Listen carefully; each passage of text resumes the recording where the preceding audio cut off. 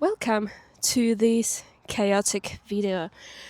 I wanted to combine several topics, film industry and a book review in one video. So, good luck to me. Today, I wanted to talk about someone who has been one of the biggest inspirations in my life since I was a kid. Bruce Lee. Not just the martial artist, not just the movie star, but the thinker, the philosopher, and the human behind the legend. So you can only imagine how excited I was when I discovered that a thrilling fantasy inspired by ancient China, martial arts, and brimming with Bruce Lee's magic is coming out. I just couldn't wait. The authors wanted to take his core teachings and transplant them into a new imaginative world. So readers can experience his wisdom in a dramatic, action-packed setting. But firstly, why Bruce Lee is such a hero for me? When I was a kid, Bruce Lee wasn't just a guy on a screen. He was a superhero to me. The speed, the confidence, the way he moved, it felt like watching something almost unreal. I remember trying to imitate his moves in front of a mirror, failing miserably, of course, but imagining that one day I can have the same strength, discipline, and focus. As I grew older, I started to understand that Bruce Lee wasn't just about punches and kicks. He was a deep thinker, a philosopher. And the more I learned about him, the more he became a role model.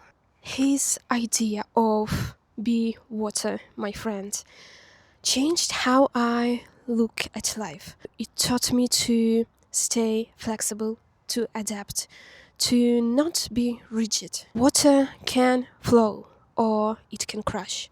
It's both soft and powerful. And that philosophy helped me through challenges, failures, moments when life felt overwhelming. Another reason Bruce Lee inspires me is his obsession with self-improvement. He wasn't competing with other people, he was competing with himself. Every day he pushed his limits, physically, mentally, spiritually. For me, that became a blueprint for growth. He reminds me that excellence isn't a gift, it's a habit, and it is built every day. At a time when Hollywood didn't take Asian actors seriously, he forced the world to pay attention by being so good that ignoring him became impossible. As someone who grew up looking for the examples of strength, confidence, and identity, seeing someone who looked different, someone who didn't fit the mold, rise to a global fame was incredibly powerful. He taught me to stay strong in my identity, to never shrink myself just to fit into someone else's expectations. And now we can talk about the book. The book is co-written by Shannon Lee, Bruce Lee's daughter, and Fonda Lee. According to Shannon, she took some of her father's story ideas, themes, philosophy, characters, and transplant them into a fantasy world. In interviews, Shannon and Fonda says that Bruce Lee's enduring ethos, unity, adaptability, and self-actualization runs through the novel. One of Bruce Lee's core tenets, using no way as way and having no limitation as limitation, is explicitly echoed in the book. There is a clash of cultures in the book. John, our main character, like Bruce Lee, is caught between East and West. It's not a biography or memoir, it's rather a fantasy novel, a martial arts fantasy, that draws inspiration from Bruce Lee's ideas, not his exact life story.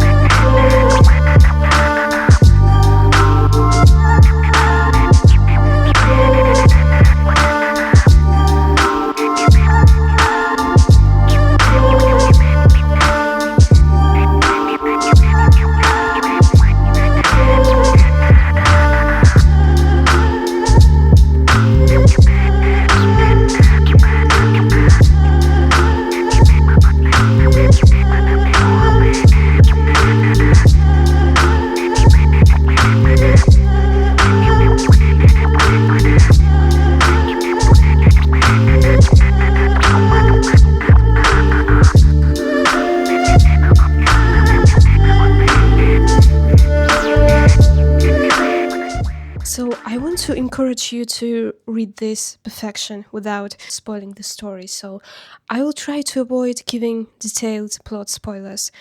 But we can discuss the prologue. So we have 6-year-old twins, Jan and 𝗧𝐸, I'm sorry if I'm mispronouncing names, who are hiding from two strangers while they talk to their mother. They came to take one of them to a special place for training because one of them, 𝗧𝐸, is birthmarked. It's a law that a birthmarked child must be presented to the council by the time they reach 6 years of age. And apparently, Jan's mother didn't do that. She says, my sons only turned 6 last month. I was sick at the time, so we put off the journey. But eventually, they are discovered, and the stranger says, it was easy enough for me to sense the child's location, but with the two of them standing together, I can't tell which one we came for. Could it be the both of them are birthmarked? And Jan's mother says no, only one of them has the mark. 𝗧𝐸 show the vulnerable aspect, so she calls those strangers aspects. In the center of 𝗧𝐸's chest rested a spearhead-shaped patch of green scales, bright and iridescent. Jan, on the other hand, had smooth, ordinary skin all over his body. Jan had asked his parents many times why he and his twin possessed this one glaring difference. No one knows why dragon's blood shows up in some and not in others. And then one of the strangers asks 𝗧𝐸, do you know what it means to be birthmarked? 𝗧𝐸 said quickly, it means that dragon gave me a special ability that I am meant to use. The stranger smiles. I was born with a birthmark as well. Those of us with dragon's blood have a responsibility to use our gifts for the greater good. We must train to become aspects, to serve and protect 𝗧𝗏. Again, I'm sorry if I'm mispronouncing the name of the city. As an aspect initiate, you will live and train in the Sun Pagoda in Eugene. It's a very special place where the scroll of earth is kept. If you work very hard, one day you might even become a keeper, one of the esteemed warriors who guard the pagoda's floors. Your instructors will help you identify and hone your natural ability. You receive the best scholastic and martial education the nation can provide. And although you'll have to give up living with your family in order to devote yourself to the country, you'll gain many new brother and sister aspects. But Jan doesn't want to be separated from his twin. He and 𝗧𝐸 were always together, so he says, you can't take him and not me. We are twins. If 𝗧𝐸 gets to live in a pagoda and train in martial arts, then I should too. Look at what I can do. With a shout, Jan dropped into his lowest horse stance and unleashed a flurry of punches, snapping them out straight and strong, showing off his very best form. From a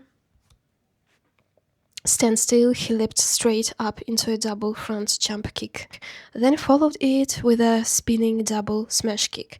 Grabbing his mother's broom from the corner, he spun it around his head and body like a staff, then lunged and punched the end of it through the folding paper screen, like a spear, demolishing the piece of furniture with all his boyish strength.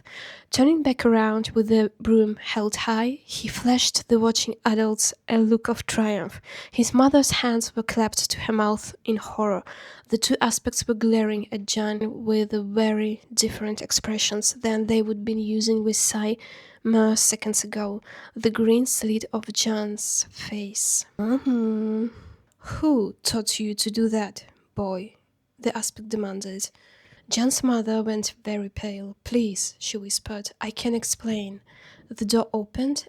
Jan's father came in. Then one of the aspects approaches Jan's father and says, 𝐬𝐭𝐚𝐦, one of your sons is birthmarked by dragon and destined to serve 𝗧𝗏. Ordinarily, your family would deserve a place of honor. The aspect's voice and expression turned very grave. But it appears you have been practicing and teaching forbidden knowledge. You have been instructing your sons in the ways of violence. Jan looked up at his father in alarm. Too late. He remembered that his parents had always told him never to show off what he learned, not to anyone.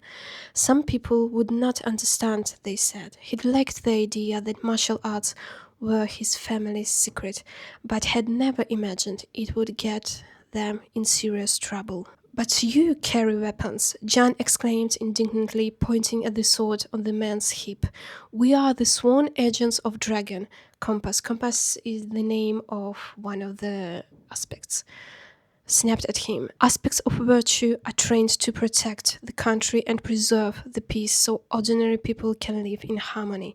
We fight so you do not have to." Teaching children to think about and practice violence promotes aggression and disharmony in society.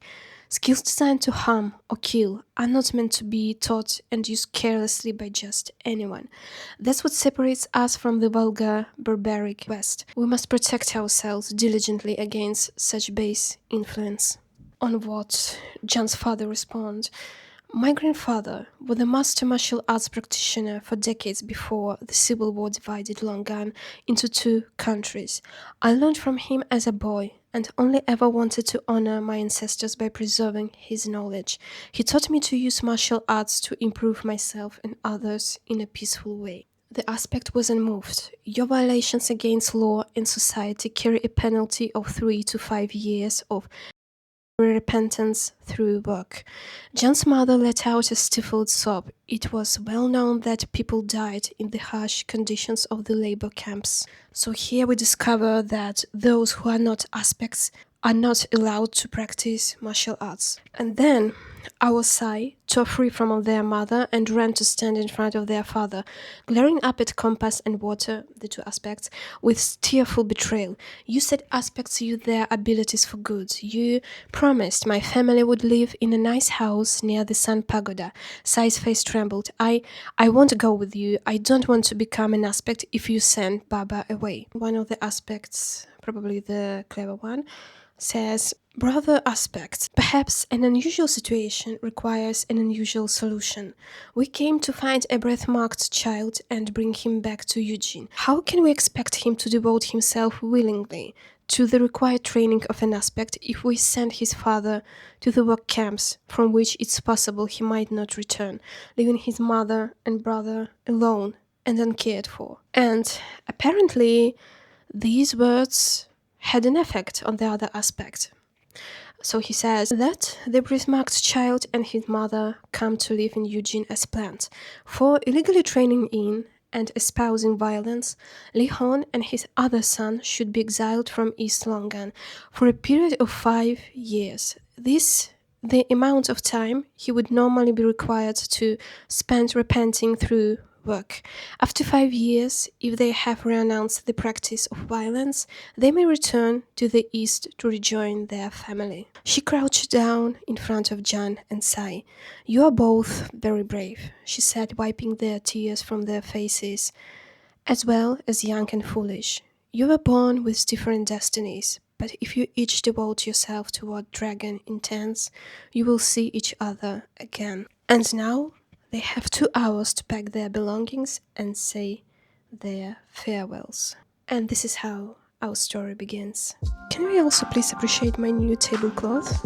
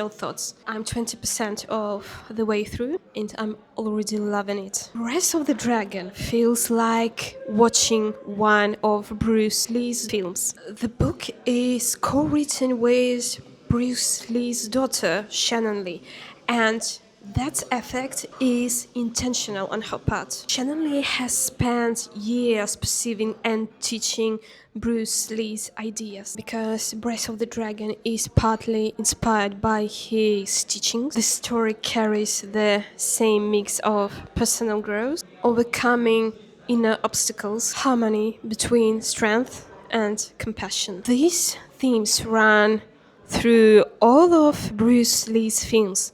Maybe that's why the story feels similar. Fonda Lee, the co-author, is known for writing dynamic, visually clear action scenes. Many sequences are choreographed in a way that mirrors the flow and pacing of Bruce Lee's fight scenes. Fast, decisive movements, emotional weight tied to each fight, clarity of motion, not just chaos. I think this creates a film-like experience. Bruce Lee films often evolve around a dream protagonist, a moral challenge, escalating confrontation, final struggle tied to self-mastery. Rise of the Dragon follows the structure that echoes this tradition, giving it that classic martial arts epic feeling. While it's not a biography or retelling, the book's energy is intentionally reminiscent of Bruce Lee's blend of confidence, humor, intensity, philosophical depth. So even though the story is original, the vibe captures what people usually associate with Bruce Lee on screen.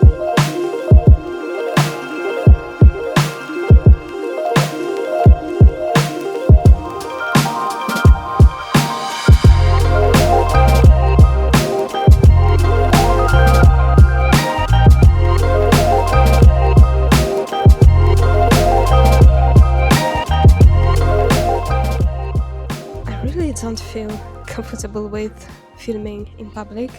My voice sounds weird and I can already see myself cringe while editing this. I have finished The Breath of a Dragon and no surprise here, I loved it. This is a story of 16-year-old Jan who was separated from his twin and mother. He wants to restore his family's honor after a past mistake that led to his exile. The world building here is very rich and immersive. The setting feels alive with dragon lore, elemental magic, and cultural depth, so it's very easy to lose yourself in this world. Jan's journey is emotional and relatable. His determination, flaws, personal growth gives the story a lot of heart. And my favorite fight scenes, they're very dynamic and cinematic with a strong wuxia influence. They are genuinely fun to read, even if you are not a fan of martial arts. The dragon elements are woven into the story in unique ways. Not just giant beasts, but spiritual and symbolic forces. I like the idea that Breath of a Dragon, which for me symbolizes the strength, is in each of us. Overall, The Breath of a Dragon is a very strong fantasy read with great themes, exciting battles, and meaningful character growth. If you enjoy martial arts fantasy, dragon-inspired lore, and stories about proving yourself against impossible odds, this book might be what you are looking for. And even if you are not a fan of martial arts, you'll still find it engaging and fascinating. I promise.